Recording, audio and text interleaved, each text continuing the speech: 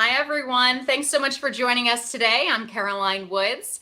Today, we're talking about ways to position your portfolios given current market conditions. And joining us for this discussion is Matt Bartolini, head of Spider America's research at State Street Global Advisors. Matt, thanks so much for being here. Good to see you again. Yeah, thanks for having me. So before we dive in, I'd like to remind everyone on here that we want to hear from you. So please be sure to ask questions, put them in the chat window to the right. Also, be sure to take our poll. We do want to hear from you. As you can see in terms of the poll question, it's do you currently have an allocation to hybrids? We're very curious to know your responses there.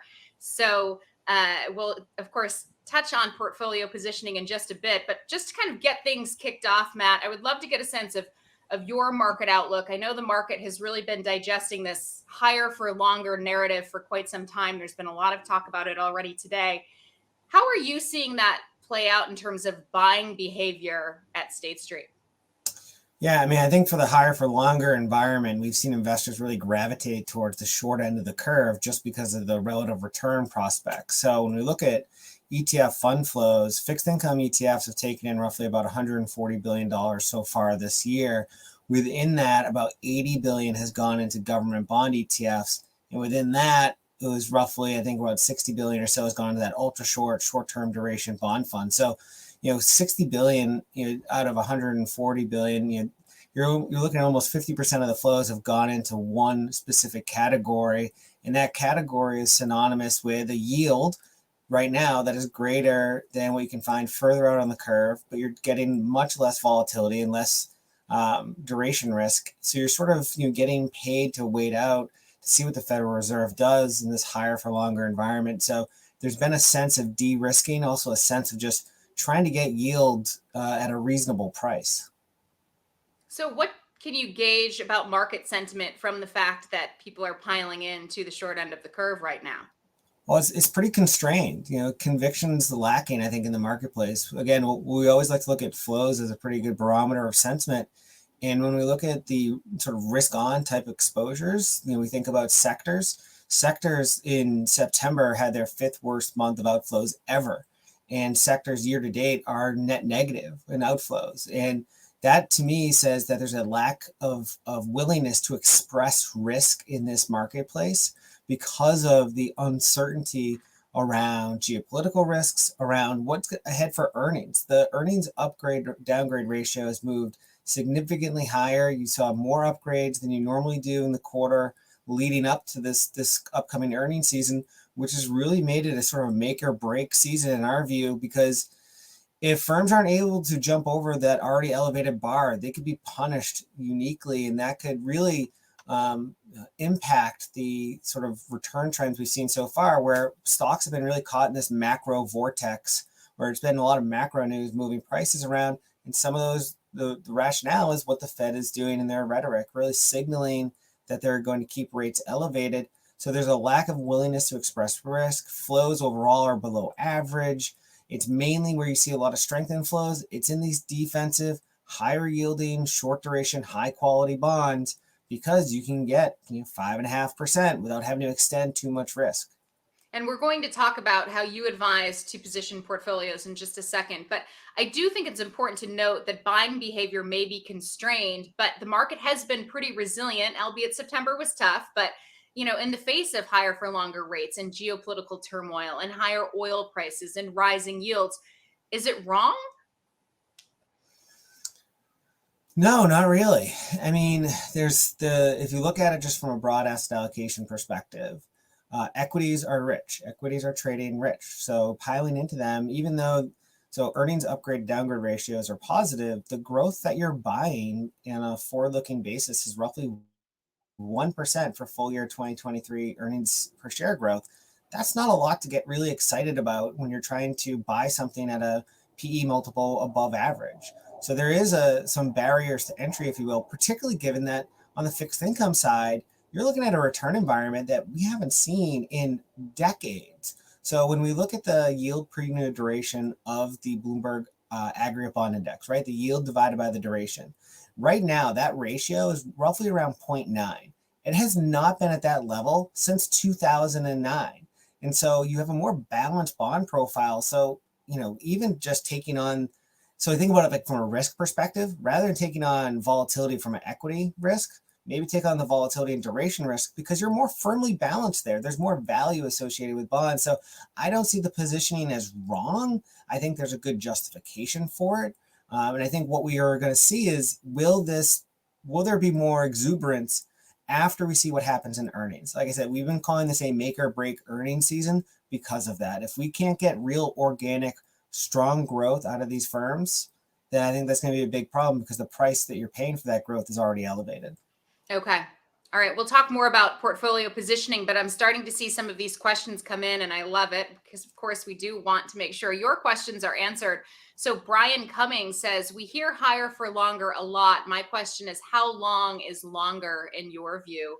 And also, I think building on that to make it a two-part question, how high is high? Because is it high for longer or is it higher? Is the Fed continuing to hike rates in your view? So let's start with the how long is longer first. Yeah, so I think looking at what the Fed has indicated, right, and what the dot plots are indicating, I think you could start to reasonably expect that around sometime in early spring, May-ish timeframe, you start to see rate cuts. I think that's not out of the realm of possibility.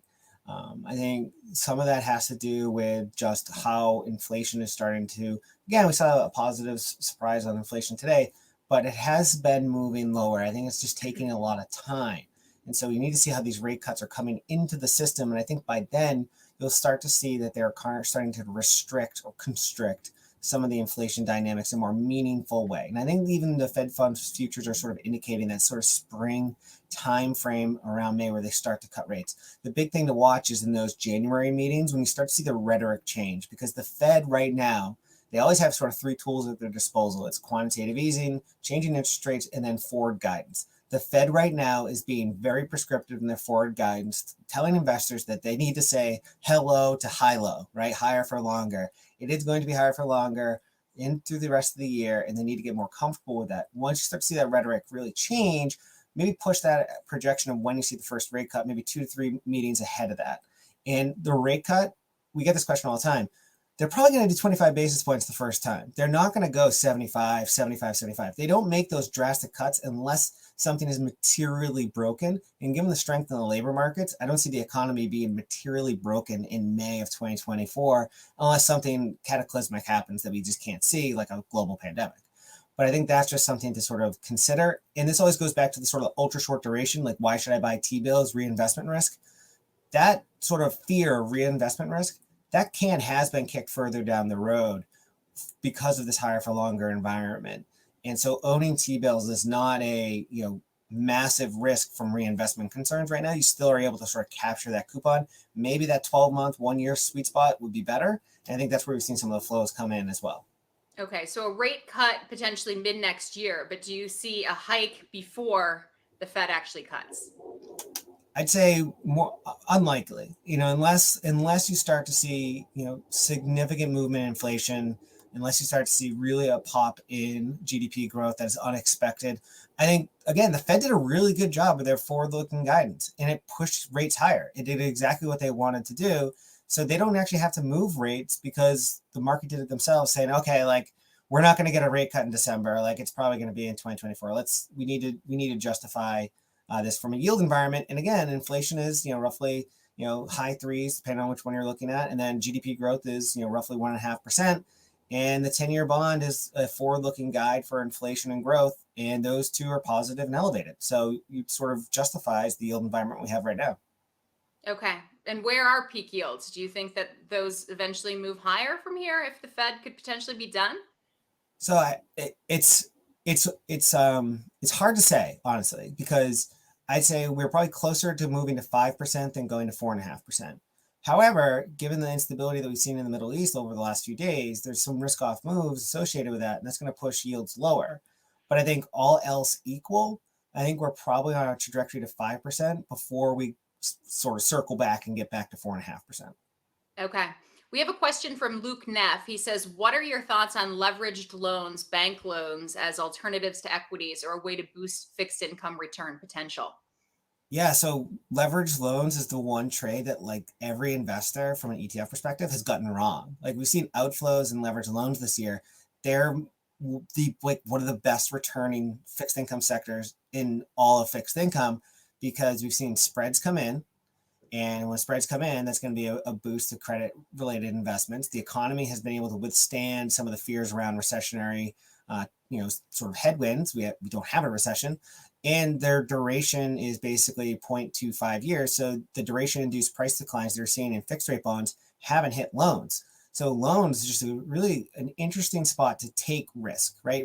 Risk, there's a great quote out there, risk cannot be destroyed, it can only be transformed. So instead of taking equity risk where maybe the valuation of taking that risk is not there, do it within credit where there's some implicit equity risk already. I mean, loans, I think historically have like a 0.72 correlation to equities, or I think that might be high yield, but you sort of get the gist. Loans, I think, is a really interesting trade right now, mixed in with some high yield bonds. You can maybe pick up a little bit more yield, take maybe a little bit interest rate risk, but also I think that's just a good dynamic right now. And most investors have missed it. Okay. Just looking at our poll question here, of course, the question is, do you currently have an allocation to hybrids? 21% of respondents have said yes so far. 35% say no, but considering one. And then 43% say no. So do you look at hybrids as a way to de-risk without giving up potential returns? Is that something that you're recommending to your clients right now, Matt? So going back to that earlier statement, it's a way to transform your risk profile. And we think convertible bonds, preferred stocks, they actually have some mutual reinforcing characteristics that help each other out. So convertible bonds are going to be more like a growth equity exposure. 50% of the underlying sectors are your tech, communication services, and consumer discretionary. They're going to have a growth associated bias to it. Given what we saw in 2022, where there's a complete washout of just growth equities, convertible bonds, when we look at it from a valuation perspective, using their delta associated with the underlying stock, they're trading more like bonds. So there's a little bit more of an upside to it. Also, the yield environment has created a conducive area for convertibles. Again, they're sort of growth equities. Growth equities yield probably 1%, if that. They usually don't pay a lot of dividend. But because of the hybrid nature of convertible bonds, this growth equity, risk-controlled growth equity exposure is how we usually describe it, because convertible bonds have a lower volatility than stocks, but they still retain that upside. Their yield is roughly around 4%. That's kind of healthy for something that has a strong equity bias to it too. And when you mix that with preferreds, which is very much more of a bond style type approach because of the duration associated with it, you can get like a 6.5% yield. And when you mix those two together, because they're not perfectly correlated, there's the lowly correlated exposure to broad-based stocks and bonds as well. So I think this is a really interesting additive approach to sort of transforming your risk profile, overlaying some yield, taking some equity risk, taking some fixed income risk, but not doing it in a sort of a straight line way. And we started to have a lot of those conversations, particularly right now, given where we are from a market perspective. We have a question from Carolina Ortiz. What are your thoughts having alternatives within a portfolio? Traditionally, it's been a drag. Alternatives, I think, in this environment is a good idea, right? So, but it depends on the type of alternative. And I think also to understand what you're trying to achieve with the alternative. I think in a very highly upward trending market like we saw in 2021, in 2020, to be honest with you, I mean, it's kind of interesting. In 2019, 2020, and 2021, the S&P 500 was up double digits every single year, and we had a global pandemic during that time frame, which I thought was, sort of not what people would generally expect. Alternatives probably didn't do well because they are going to have a low beta to stocks, and they're going to be uncorrelated. And an uncorrelated investment is going to lag in that type of environment. In 2022, alternatives did really well from a portfolio construction perspective. And one of the original liquid alternatives is gold. And actually last year, gold was a benefit to portfolios. A lot of people said, hey, inflation's super high. How come gold's not up double digits? And it's because more than inflation impacts gold prices, the dollar, rates, all that good stuff. The dollar was super strong. So of course it had an impact. But gold was still positive last year. Yet stocks and bonds were down double digits. So again, it sort of, you have to, when you're using alternatives, understand the role they're going to play in portfolios, it is not to get double-digit returns on a per annum basis. It's to diversify the stocks and bonds, particularly because right now stocks and bonds, their correlation on a rolling 90-day basis is in like the 80th percentile. So they're moving in tandem. So alts are actually probably a really good idea to have in your portfolio right now so they can zag when the market zigs. Bruce is wondering thoughts on muni bonds. Honestly, I don't really have many thoughts on muni bonds. It's one of those asset classes that rarely ever comes up in my world. So from that perspective, can't really share too much. I mean, it's an interesting yield play. I think from a portfolio construction perspective, if you have, non-taxable accounts, that makes a good sense, from a tax planning perspective. But as a trade, it's hard for me to say. I think there's, again, like loans, high yield, convertibles, preferreds, I can make more of a convicted case for those. Okay. There's also a question here. What do you expect the elevated 10-year rate to be in the long run? And how do you expect this landing like S&P 500 earnings landscape? So basically, how do you expect it to impact the S&P 500 earnings landscape? So that's the big problem, is that these elevated financing costs are going to start to eat into underlying firms' earnings margins. And we've already started to see that come in, where you see interest costs start to really have an impact. And the biggest one you can see this is in utility stocks. So utility stocks, I think we ran this the other day, on a rolling 5-day basis, they posted a 2.5 standard deviation of returns, right? So they're like abnormally large downside moves in utilities because rates had moved significantly higher. And if you look at utility stocks, net debt to EBITDA, which is a pretty good measure of financial leverage, it has massively soared higher. It's a very capital intensive sector, and it has only moved higher because it's been cheap financing for all these years. Now, all of a sudden, that era of cheap financing is gone. And that's why there is some fear around a maturity wall in some credits and in some sectors, because the higher financing cost is going to eat into margins. And that's a big thing we're watching for this earnings season. So a colleague of mine, Mike Aroni, just posted on our website, ssja.com, and it's on LinkedIn, his Uncommon Sense, all about earnings, and just really reinforces that margins, that number is going to be really important to keep an eye on this earnings season, because you're starting to see some of those financing costs bleed into that. Okay, so certainly something to have on our radar. There was been a lot of talk about the 60-40 portfolio earlier in this summit. We've focused a lot on, I guess, the so-called 40%. Is 60-40 the right way to allocate it? I know it will depend on timeline and client, but overall, would you say 60-40 is the way to go right now? Yeah, I think it's fine. Like it's no one ever turns down apple pie and vanilla ice cream. It's kind of what it is. You could probably spice it up with some alternatives, do some other things. But generally what you're saying is, do you believe in diversification? Do you believe in two asset classes that historically have been diversifiable to each other with negative correlations or low correlations? And during time periods like right now, they become more highly correlated. But over the long time frame, those two asset classes have been diversifiable. Are there ways to get improved diversification? Yes. But is it something that you should throw away and completely reevaluate? No. Should you reevaluate how you sort of allocate within the buckets? Of course. And I think that's the bigger question, is like, how do you get your 60 and how do you get your 40? Well, let's talk about the 60 a little bit. Where are you willing to invest if you want to take on a little bit more risk, but you want to maybe see better returns? So I think within the U.S. equity market right now, just again, given what we've seen from an earnings perspective, and we'll sort of take it from a sector's lens, one of the sectors that is ideal right now, based on their price momentum, based on their earnings momentum, based on what they have for financing costs, they're very cash heavy. So the market was buying a lot of growth at the start of the year. I think you're now going to start seeing investors buy a lot of cash, right? Buy a lot of, sort of high quality stocks that have a lot of cash on hand, do not have a lot of debt. And that's communication services. Earnings sentiment is really strong based on some of our quantitative ranks. Price momentum is really strong.